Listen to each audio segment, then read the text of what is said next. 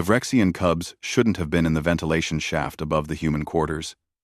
But curiosity was encoded deep in their predatory DNA, and Dr. Sarah Chen was the most fascinating creature aboard the Stellar Claw.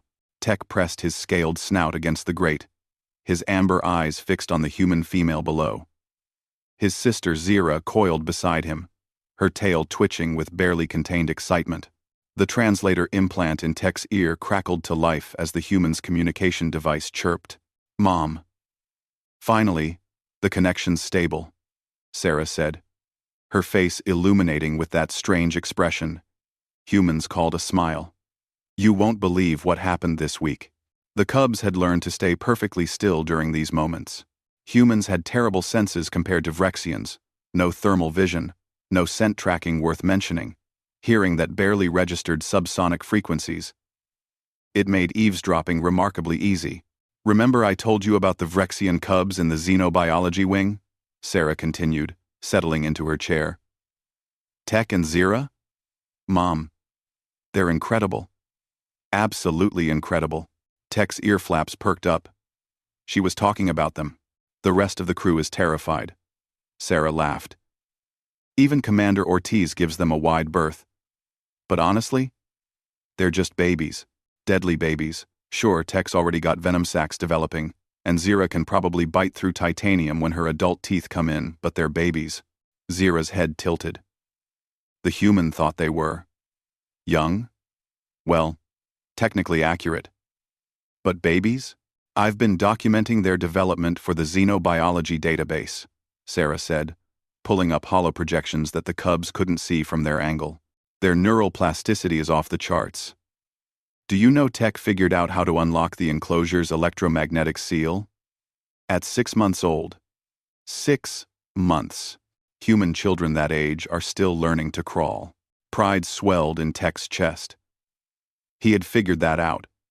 It had taken 3 days of observation, but he'd mapped the pattern. And Zira, Mom. Zira is brilliant. She's already demonstrating pack coordination instincts. Yesterday, they worked together to solve a puzzle box I designed for adult Vrexians. It should have taken them weeks. They did it in 40 minutes. The cubs exchanged glances. The puzzle box had been embarrassingly simple once they'd understood the human's predictable logic patterns.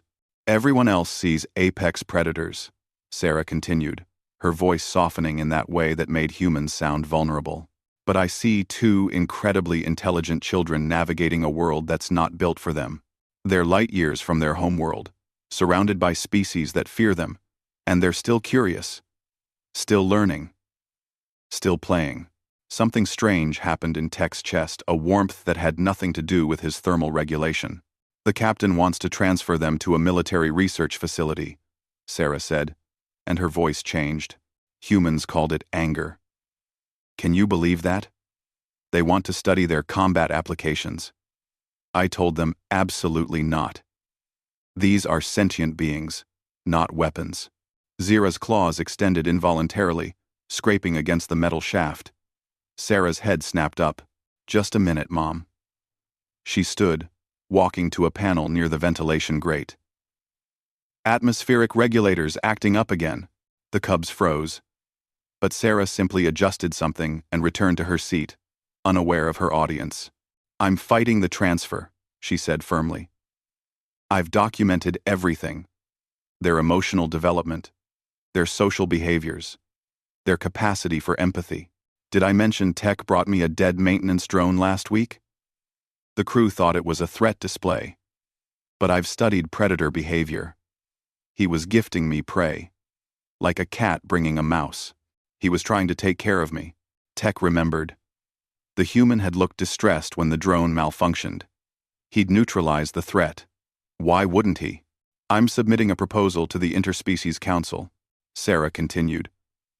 "If Vrexians can demonstrate this level of intelligence at such a young age, they deserve representation, protection, rights, not experimentation." The communication device made a sound, her mother speaking. "I know it's dangerous," Sarah responded. "But Mom, someone has to stand up for them." Humanity spent centuries being afraid of wolves, and look what happened. We nearly drove them extinct before we understood they were just trying to survive. I won't let that happen. To Tech and Zira. The call ended. Sarah sat quietly for a moment, then spoke to the empty room. I know you're up there. You two. The cubs' hearts, both of them, nearly stopped.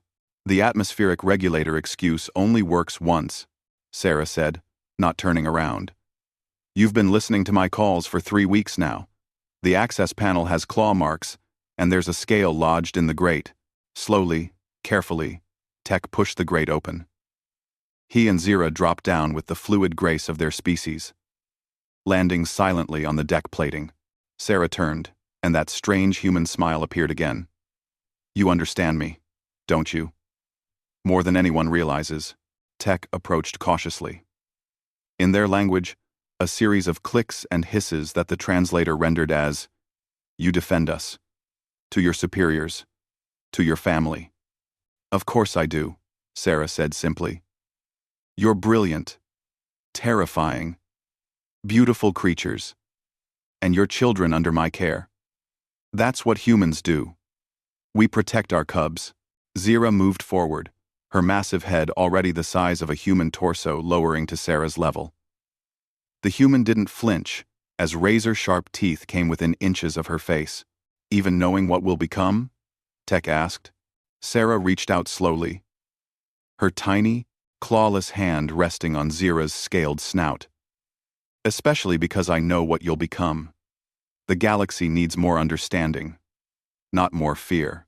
That night, the cubs didn't return to their enclosure. They curled up on the floor of Sarah's quarters, close enough to protect, far enough to give the fragile human space. And when Sarah made her next call, they listened openly, 2 pairs of predatory eyes gleaming in the dim light as she argued passionately to the Interspecies Council about 2 young Vrexians who deserved better than fear. Humanity, the cubs were learning, didn't survive because they were the strongest or the fastest or the most lethal. They survived because they saw potential in the monsters. And sometimes, that made all the difference.